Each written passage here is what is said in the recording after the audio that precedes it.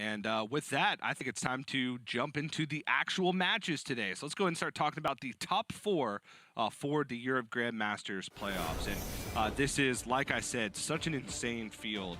Fino, Hunter-Reis, Seiko, the three top performers in HGT points from the 2018 circuit, as well as Orange, who's one of the best performing and top earning players of Europe from all time.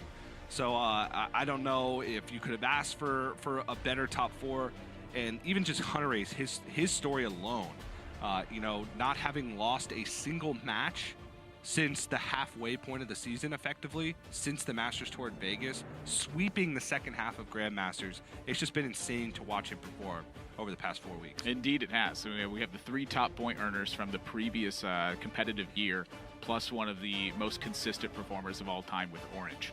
And that is a big statement to have when you look at a field that was comprised of the best competitors from the European region, and you get down to these four. It's surprising, I think, to see anyone below the mark. Any one of those players, I think, was capable of it. But if you had to pick standouts, these would have been four of the players I picked as standouts from the field. Yeah, absolutely. And you saw the bracket there. It's going to be best of three in both of the semifinals, and then we're going to end it with a best of five finals where the winner gets that spot at the global finals of BlizzCon, joins Surrender, and joins the player that qualifies from Americas immediately after we finish the matches for Europe today. So should be very exciting. But I'd like to transition now. Let's start talking about the first match. Let's just dive right into it. It's going to be Fino versus Orange. And these players, we're going to be seeing another Mage versus Rogue match. But what have been your thoughts about these players so far in Grandmasters? Well, something that I really liked overall with this particular weekend was the Cyclone Mage call. I think that this was just a very powerful deck leading into the finals here. And I do think that some of the players may have missed the mark a tad on the secondary and tertiary decks. I really liked Kalento's idea of having a strategy where his main deck was okay against Rogue, and then he had a secondary and a tertiary deck that were good against Warrior and against the mirror matchup with Mage. Fino has opted for the two halftime scavengers in the secondary deck to be strong versus Rogue, so he does not have a Mage mirror match plan. That's not going to hurt him in this particular matchup. It actually helps him because Orange has brought Rogue to the table. But I liked the call of Cyclone Mage, but more so, I liked the call of Rogue. I think it has a slight edge in the matchup, and unless Fino can get those consistent, very powerful draws, that's where he's going to find himself in trouble, is without this most powerful draws. That's right, and Orange's Rogue deck here, the Burgle/Tempo Rogue. He does have the secondary deck that has Betrayal, Fairy Dragons, and Walk the Planks, which is a hard target at Mage strategies. Against Mage, what you want to do is have the early minions for tempo and protect them with removal. And Fairy Dragon ends up becoming kind of an MVP in that matchup because it's a 2-mana 3/2 that's going to keep attacking. It can't be frozen with Ray of Frost. It can't be removed with Frostbolt with direct targeting spells. That's kind of the basis that secondary deck is built off of. But Orange cannot rely on those tools in game one. He is on his primary deck, which is, I'd say, a pretty standard variation of the modern Burgle Rogue. One copy of Eviscerate, one copy of Sap, one copy of Novice Engineer. Those are kind of the flex spots in the deck. Yeah, they're cards that you want to have, but too many of them can clutter up your hand. Yep. I like the one of calls. Our fellow co-caster, Sottle, pretty much disagrees. He says, find the one that's better than the others and run 2 copies of those instead. He's a 2-of gamer. He's a 2-of gamer. Yeah, and I could tend to agree on most cases with that. But all right, let's get into it. Semi-final number 1. Fino versus Orange. And Fino on the coin this game has a Mountain Giant to start things off, but also has some tempo plays available. Has Banana Buffoon and Stargazer Luna in the opening hand. Yeah, Orange, though, not a really shortage of a hand here. Blink Fox is pretty much always the card that you want to get this started. It cheapens your Vendettas, and it starts opening you up to that aggressive potential. So for Fino here, he does have early minions, but in the face of pressure on Orange's side, that can very easily turn around. And so Orange's hand still leaves us a little bit something to be desired. He'd like to see himself like a Shadow Step, a Waggle Pick, or a Hench Clan Burglar. I think those are pretty much the ideal draws right now. But from here, it's going to be a pretty straightforward game for him. Get some pressure started and see what you can make of the rest of it. Yeah. And Fino, throughout the course of Europe Grandmasters, has shown that he's not afraid to take this mage deck, which is built around the synergies and combos of Mountain Giant, Conjurer's Calling, and Mana Cyclone, and play it more aggressively and play it for tempo. Very aggressively is how I would like to describe it. Yeah, and it's kind of refreshing to see, because a lot of players, when they first get their hands on Cyclone Mage, they see the powerful combos that their opponents are doing to them, and they try and mirror that. But this is a perfect example of where Fino's head is at when it comes to fighting against Rogue. It's get on the board early, fight for tempo, force Orange to not be able to make the ideal plays that he wants, and then later on in the game, find opportunities to make those big combos to end the game. Yeah, and Stargazer Luna is the first challenge for Orange, where this is a pretty scary minion to leave in play. Just every single turn, Fino plays the right side card, draws another card. You don't have an answer to it right now unless you want to sap it, which I can tell you Orange does not. He wants to get some development, start fighting for this position. I feel like I've been seeing a lot of Blast Waves picked up over the last couple days with Rogue versus Mage specifically. How many Mage cards are there? Mage cards are there? Like 60? It was 60 to 70, around that range. Okay. I haven't done the particular math on it, but you notice the dagger attack here really speaks to that point that I was just mentioning, where he wants to fight for board very aggressively. There's no reason for him to take his time here and just use dagger attacks very efficiently. He has to be using them in a very aggressive manner in order to take control of this. And so for Fino, he led off by drawing Elemental Evocation, so his Mana Cyclone already costs 0, and his magic trick that he drew from it is about to draw him another card, and it can fetch him another Elemental Evocation if he wants to. He's going to opt for Arcane Missiles because I imagine he's looking at killing this Blink Fox, but then he draws Mirror Image as well to block for it. This is a problem for Orange right now. And this is going to be a 3-spell Mana Cyclone. Massive. 4 spells, and 2 of them are Frost Novas. I forgot about the Elemental Evocation. That is insane. 4 Frost Novas in hand.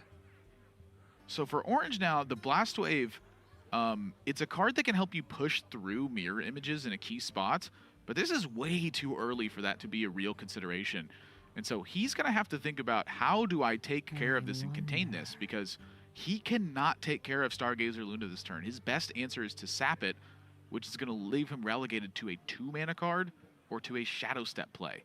Yeah, this is already looking bad for Orange, and it's only turn 4. As soon as you are on the back foot as the Rogue in this matchup, it's so hard to get a foothold. Because if you don't have development on a turn and your opponent has development, it means they're most likely playing a huge minion, and you're playing 3/3s, 4/3s, 1/1s, etc. So I mean, Fino's deck is largely about defense. It's about combos. It's about swingy turns. When the swingy turns have begun very early in the game, that's unusual, and that's not the spot that Orange is looking to take advantage of. There was nothing to swing. It's to take advantage of the weaker, inconsistent turns that Fino will find himself in. You know, Mage can pull themselves out of those situations very easily, and so the idea of the Rogue deck is to take away that time. Yeah, it looks like he's going to try and realize that tempo is not where he's going to win this game. Holy moly. Now, I want to point out that, yes, Fino has had some very good draws. It's most of the draws in the deck, honestly. But, yes, 1, it's most of the draws in the deck, and 2, this was unlocked by the coin Stargazer Luna with Mountain Giant in hand. It is not a play that every player would make. In fact, I would say it's a play that most players would not have made in that scenario, and I think it gives you a good idea of how this deck actually works and interacts. It's not about just finding your Mountain Giant, it's about taking advantage of the situation. There's really no rules when it comes to this Mage deck. I feel like it's one of the decks that really breaks that rule, is that there's no way to just have a game plan. You have to flex around your spots. Because he opened up with the Elemental Evocation that also drew a card, he was able to play Banana Buffoon and the Mountain Giant because his hand was at 10 cards. Yeah, the rare 1-cost Mountain Giant. That is insane. And that Vendetta is awfully late if you're in Orange's spot. Yep. Now, he can do a lot of things here. Blink Fox for 1 mana. He has Sap and Vendetta. Sap on the Mountain Giant, Vendetta to take out the Stargazer Luna finally. But then he still needs to find a way to deal with these 2/2s. And he knows that there's a banana in hand and a lot of randomly generated spells, and the Mountain Giant can just come down again next turn for 3 mana. Yeah, part of the problem with sapping the Mountain Giant in the immediacy is that you're leaving yourself with 3 mana, and so you're not necessarily taking advantage of Spirit of the Shark in the right way. You know, perhaps it's meant to just be a minor source of life gain and while you try to handle a board position like this. But I think something dramatic needs to happen, and that's why I personally am eyeing Blinkfox for a situation like that. I think Orange is disagreeing and perhaps looking for lackeys to create that that dramatic effect. Yeah, lackeys are much more controlled than Blinkfox is. Blinkfox, it can get you a dud, it can get you something fantastic, but lackeys, you always know that it's going to be a consistent amount of power. It hurts to play that Vendetta because that Stargazer Luna has already done her job. Yeah. Dealt a bunch of damage. Drew what? 4 cards? 5 cards? It drew a lot of cards. Yeah. I mean, Orange has 22 cards left in his deck. Vino has 17. When your opponent's cards draw a lot of cards and you still need to take care of them, that's a very good card.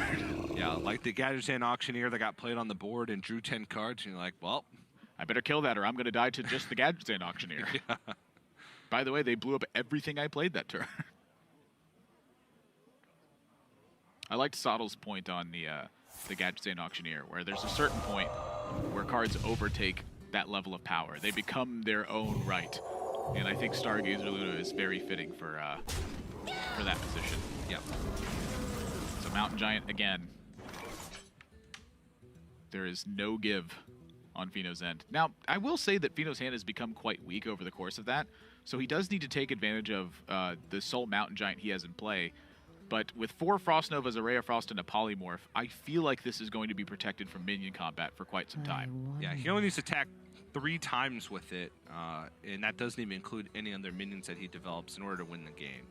I was thinking Blast Wave here might be fairly appropriate. I'm wondering if you ever play like a Faceless Lackey first to generate and go for it.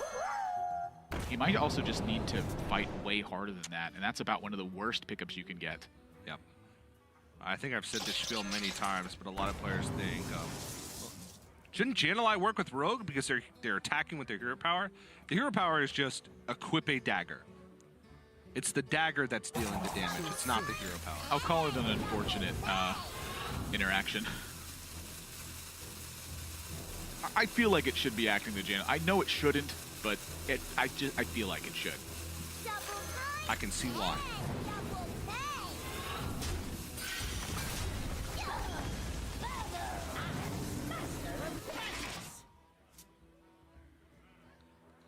Going to be quite a master of magic this game. Now, Dalaran Mage is interesting with Blast Wave in hand. I don't think it's going to be a high priority target for Fino to kill. I think he's just going to chain together a bunch of Frost Novas. Yeah, that's kind of where my head's at too. I mean, you got 4 of them. He got 4 of them. He could also go for another Mana Cyclone turn this turn to try and find the Conjurer's Callings. Like a double Ray of Frost in Mana Cyclone. You still have a mana available. You're only leaving 1/1s not frozen. It's just weird to see 4 Frost Novas in hand. It looks so beautiful. This is the ultimate Freeze Mage dream right now. An Archmage Jansenitis and 4 Frost Novas. With a Mountain Giant in play. Yeah. Yeah, I guess just the Frost Nova plus the hit is enough. Reason being is because he hits for 10 this turn. If his minions aren't dealt with, he hits for 10 again, and that's game.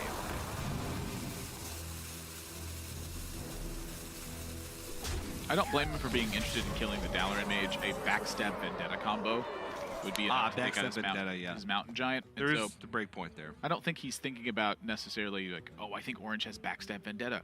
But to eliminate possibilities is just a very responsible thing here for Fino. He doesn't need that 2 damage to connect. He needs to restrict Orange's options. Yep. Huh. Well, I think Orange... I was thinking he might be eyeing this Blast Wave to try and pick up a Ray of Frost. Blast Wave would remove the 2/2s. Okay. Well, it's close, but not quite. He needs a little bit more help for that to actually be active. He can get Hunting Mastiff, Bluegill Warrior. You're thinking of using the Witchy Lackey to evolve? No, I'm thinking of using the Faceless Lackey. Oh. I guess Witchy Lackey, I'm pretty sure 2 cost has the highest amount of charge rest. No, wait, 4 drop does. Ooh. So when you play a 1 attack, or I'm sorry, a 1 cost minion, it now gains Poisonous from Toxmonger. That's the 4. That's a 2/4 that just got evolved. Uh-oh.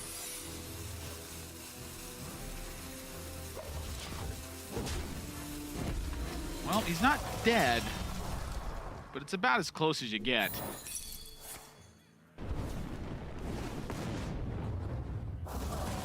And a Conjurer's Calling was drawn for Fino, so he gets to duplicate on the Mountain Giant as well. And that, and coupled with a Frost Nova, I believe thoroughly ends the game. Yes. There is a way that Orange could stay alive. Like, if Fino uses all of his mana, so say he uses Conjurer's Calling and he uses Frost Nova here, Orange could Blast Wave and find himself some freeze cards, but that's about it.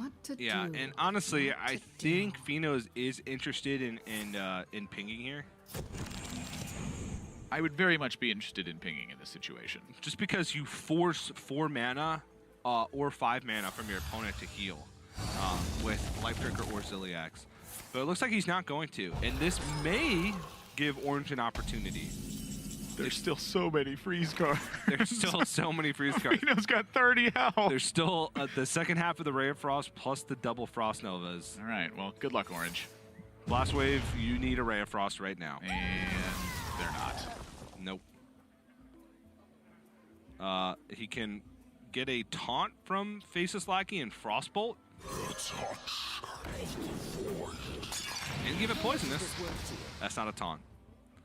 Game 1 to Fino. I give up. Yeah, Orange just got beat down in this one. Fino was able to take pretty sizable advantage of the Coin Stargazer Luna. Yep. And that's the reason that those cards are some of my favorite cards, is that they change the scope of a matchup as long as they're in play. When they're not in play, it's not doing nothing. You don't have to worry. You don't have to think about, oh, what if my opponent plays Stargazer Luna in this spot? You always have to think about what happens once it's in play. And so I think back to a couple of days ago where Orange actually kept a Vendetta in opening hand in this matchup, and it seems quite unusual. 4 damage to a minion. Your opponent's minions are typically very large. I think one of his thinkings was specifically a play like Stargazer Luna. Yeah, wow. This is going to be interesting to see how this series pans out. Both players are moving to their secondary decks, which are their decks that are tech specifically for these matchup. I think that Orange gains a little bit more percentage edge than Fino does from switching.